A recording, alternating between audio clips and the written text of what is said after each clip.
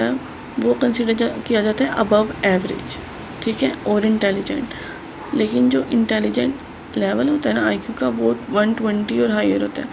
अब उन्होंने कहा है कि क्या हम स्टूडेंट्स को इंटेलिजेंट कहेंगे, तो हम ये कह सकते हैं कि उनका एवरेज वैल्यू कितनी निकली है 110, लेकिन इंटेलिजेंट के लिए वैल्यू कितनी है 120।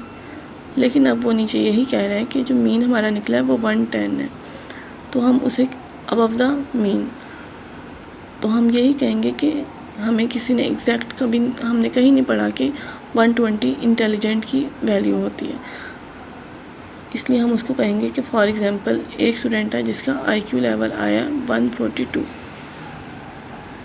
किधर गया, ऊपर हमारा था मैक्सिमम स्कोर,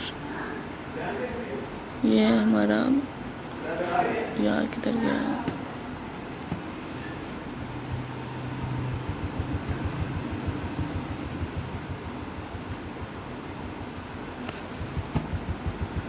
मैक्सिमम स्कोर 142 है। तो हम क्या कहेंगे कि मैक्सिमम जो हमारी मीन की वैल्यू आई है ना 110, वो भी तो 100 से अबव ही है ना, हम उसको भी इंटेलिजेंट कह सकते हैं। लेकिन जो एक स्टूडेंट है और student with an IQ level of 142, उसे हम कंसिडर करेंगे इंटेलिजेंट। सेकंड क्वेश्चन भी हो गया, इसकी थोड़ी सी इंटरप्रिटेशन है कि उन्होंने कहा है कि हमें एग्जैक्ट कट ऑफ नहीं बताया गया इंटेलिजेंट का कि वो 120 से अबव ही है, इसलिए जो मीन की वैल्यू आई है ना 110, उसको भी हम कंसीडर करेंगे कि वो भी इंटेलिजेंट ही है।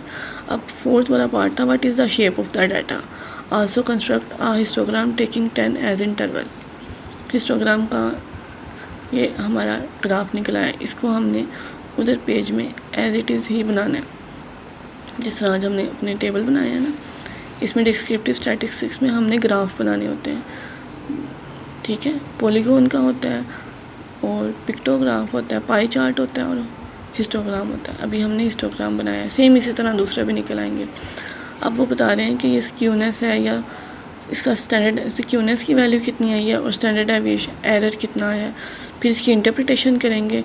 तो ये इधर बता रहा है कि ये the skewness is not statically significant, तो ये स्क्यूनेस नहीं है, ये इंडिकेट करिए लेफ़्ट स्क्यू, ठीक है, स्क्यू। ये हमारा एक क्वेश्चन है, लेकिन इसके ऊपर ज़्यादा गौर करने से ज़्यादा ज़रूरी ये है कि हमें मीन, मीडियन, मोड और स्टैंडर्ड डेविएशन निकालना आना चाहिए और ग्राफ्स निकालने आने चाहिए। वो स्टार्ट में मैंने बता दिया कि मीन, मीडियन, मोड और स्टैंडर्ड डेविएशन कैसे निकालना है, और ग्राफ पे हमने हिस्टोग्राम पे क्लिक किया था, उसके ऊपर 2 ग्राफ और हैं, उन पे भी क्लिक कर सकते हैं। तो ये हमारा था नेक्स्ट टॉपिक।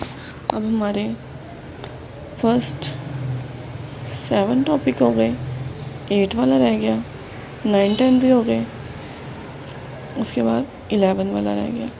अब 8 और 11 हम कल करेंगे, उसके बाद हमारा रह जाएगा 12 और 13। ये 12 और 13 एक ही है। ये जो ऊपर हमने 11 तक चैप्टर किए हैं ना, ये सारे पैरामीट्रिक टेस्ट के थे। अब ये जो नॉन पैरामीट्रिक है ना, वो ये नीचे आ गए। उसके बाद हमारा 4 चैप्टर है, the process and interpretation of SPSS output in the table and graphical from as per APA format. तो ये चैप्टर तो कुछ भी ना हुआ, उसने ये कहा है कि जो भी हम निकाल रहे हैं उसको हमने टेबल जो निकाला है उसको भी APA में लिखना है और ग्राफ को भी APA में। अब ये सारा हो गया। अब हमारा रह गया 8 वाला पॉइंट, 11 वाला, 12 वाला और 13 वाला। 8 और 11 हम कल कंप्लीट करेंगे, 12 और 13 मैं 20 जून के बाद करवाऊँगी, ठीक है। इतना आप लोगों ने 11 तक सारा अच्छी तरह प्रिपेयर करना है अपने SPSS में, और मुझसे नहीं कुछ पूछना, सारा कुछ मैंने बता दिया।